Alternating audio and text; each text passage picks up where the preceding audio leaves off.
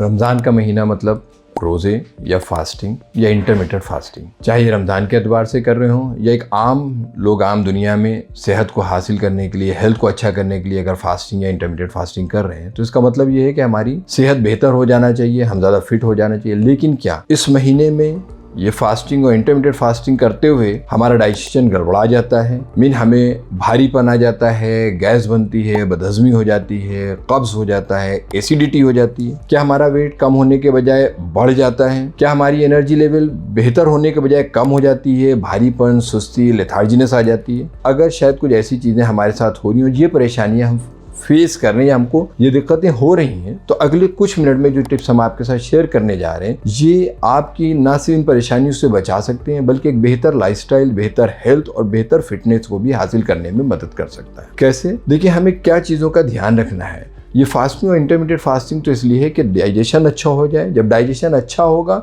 हमारा weight maintain होगा या रिड्यूस हो सकता है, हम मोटापे को कम कर सकते हैं और हमारा एनर्जी लेवल भी बढ़ जाना चाहिए। अब किन चीज़ों को हमें फॉलो करना है? देखिए, कई चीज़ें हैं जिन पे हमें थोड़ा सा ध्यान रखना है। पहला तो हमारा नंबर ऑफ मील्स, हम खाना कितनी बार खा रहे हैं और किस टाइम खा रहे हैं। नॉर्मल दिनों में हम क्या करते हैं कि कम से कम 3 बार या 4 बार खाते हैं। नाश्ता करते हैं, दोपहर का खाना, रात का खाना और दिन में शाम के टाइम चाय वगैरह लेते हैं। अब हमें रमज़ानों में क्या करना है कि रोज़ा या तो डायरेक्ट खोल के खाना खा लें, या रोज़ा खोलते टाइम हल्का फुल्का हमने कुछ न्यूट्रिशियस चीज़ें लाइक खजूर है, फ्रूट चाट है, कोई अच्छा ड्रिंक ले लिया और उसके थोड़ी देर बाद ही हमने खाने को ले लिया। और फिर अगला जो हमने क्या किया, बीच में पूरा गैप करके डायरेक्ट जो नेक्स्ट हमने मील या नेक्स्ट खाना लिया वो सीधे सहरी में ले लिया। अगर इस तरह से हमने ले लिया, ये टाइमिंग हमने मेंटेन करनी और ये पोर्शन को 2 बार सिर्फ कर दिया, तो हम एक बेहतर हेल्थ हासिल कर सकते हैं। दूसरी चीज़ हमें क्या ध्यान रखना है कि क्वालिटी ऑफ फूड क्या है, हम क्या चीज़ें खा रहे हैं। हमें तला भुना, चिकना, मिर्च मसाला है या हाई कार्ब डाइट लाइक हम आलू, मैदा, शक्कर है, इन चीज़ों को या तो अवॉइड कर लें पूरी तरह या इनको कम से कम कर लें। अब क्या लेना है? हमें अच्छी प्रोटीन डाइट लेना है, हमें कार्ब्स को कम लेना है, जिसमें कार्बोहाइड्रेट ज़्यादा हो, जो अभी हमने बताया जो चीज़ें। इसके अलावा हम ग्रीन वेजिटेबल्स लें, सलाद लें और ख़ास करके फाइबर रिच डाइट लें। क्योंकि देखिए, अगर हमारे खाने के साथ फाइबर नहीं जाएगा, रेशेदार चीज़ें नहीं जाएंगी, तो क्या होगा, खाना हजम नहीं होगा अच्छे से, तो फिर वो ये सारी परेशानियां जो हमने आपको बताई ज़रूर करेगा और कब्ज़ ज़रूर पैदा कर देगा।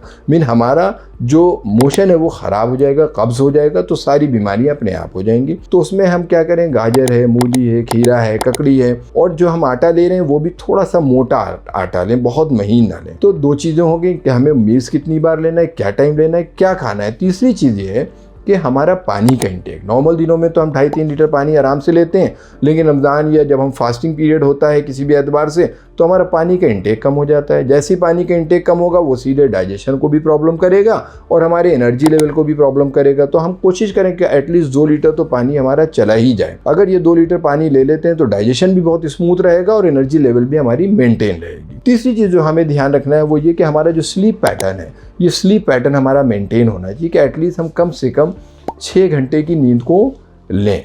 और इसके अलावा हम खानों के बाद जब भी हम मील्स ले रहे हैं, तो उसके बाद एटलीस्ट 10-15 मिनट की वॉक ज़रूर कर लें, हल्का फुल्का स्ट्रेच कर लिया। तो अगर ये हमने कर लिया, सिर्फ ये 4 चीज़ें कि हमारा किस टाइम खाना खा रहे हैं, कितना खा रहे हैं और कितनी बार ले रहे हैं, क्या खा रहे हैं, नींद हमारी कैसी है, और चौथा हमारा पानी का इंटेक।